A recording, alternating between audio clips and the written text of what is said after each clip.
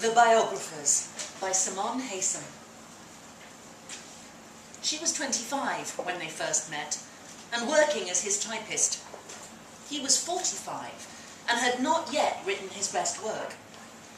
Because she had just quit her job as a nurse, he asked her, mischievously, "Tell me about the last wishes of the dying."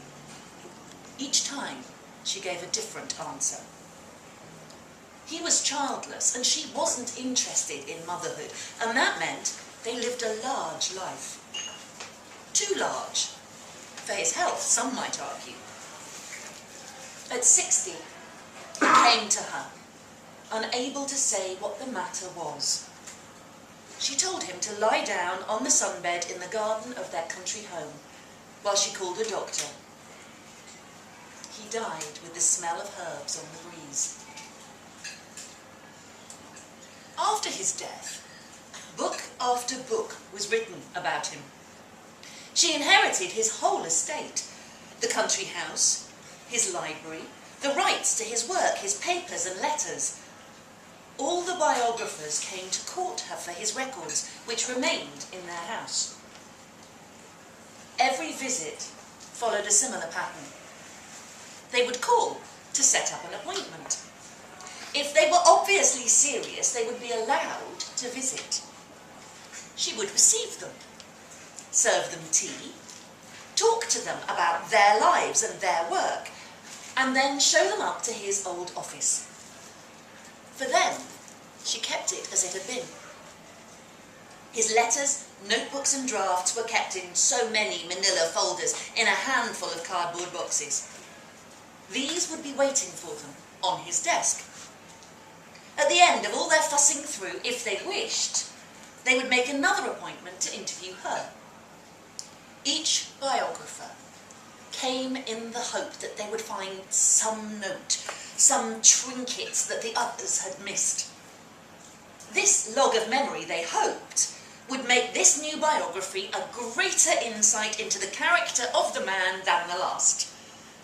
One spent a chapter inventing hidden meanings in the birthday cards sent by his distant relatives. Another unsympathetic academic noticed with glee that he'd sent the same poetry to his mistress in Europe as he had to her. I could have told them that, she thought. I typed them up.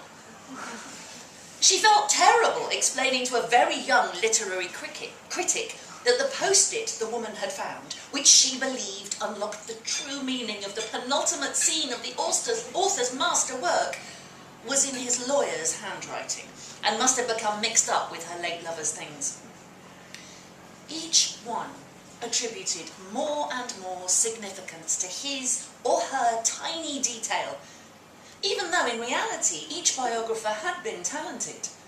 So the one before, and the one before, and the one before that had each snagged the most important and most telling artifact that still remained unprocessed, true to his purpose. In each biography, the man remained essentially the same. He did not change, as in life, the woman thinks. His character was so curiously unbending to his own fortunes, despite his feigned sensitivity. But she, on the other hand, was the character that grew, that was transfigured in each book. From an unassuming ingenue turned sophisticate, laid low with grief, to an ever-scheming woman, still profiting off her one-time beauty through the control of his legacy. To his greatest muse, to his greatest mistake. Each biographer's interpretation depended so much, she thought, not on the formal interview she gave, but on their experience of the tea she held with each visitor on the veranda of the house. True devotees of the great man read each book, each time hoping for a new perspective on their hero. Instead, they delved deeper into her. As she grew older, the visitors thinned out. Eventually, she too died, and her relatives cleared out her things. They found she had written a novel of extraordinary beauty, a a whirlwind of rumours swept through the literary world. Could she have held something of his back and passed it off as her own? Preposterous, her editor, posthumously acquired, countered. Its settings and themes dated precisely to the last years of her life. But could...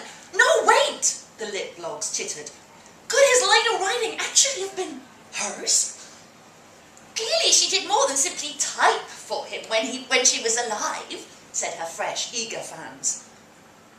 They were dismissed by his spokespeople in the Academy with counter-allegations that she had borrowed more from his style than was apparent to the casual reader.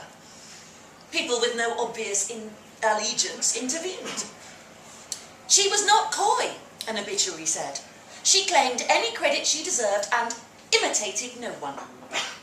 But in a different paper, an old school friend disagreed, ending his remembrances cryptically with, she had an inner defeatedness. Archivists, academics and true-life yarn spinners all clamoured to review his documents once again, and hers too. But the estate had quickly been sold. The library and offices packed up and shipped to a Turkish university, and its container had been infuriatingly mislaid in Rotterdam. Her novel held no clues. It was not a thinly fictionalised memoir, but an act of pure imagination. My last wish, her niece tearfully read from her will at a press conference, is that one thing be preserved, exactly as I ask it.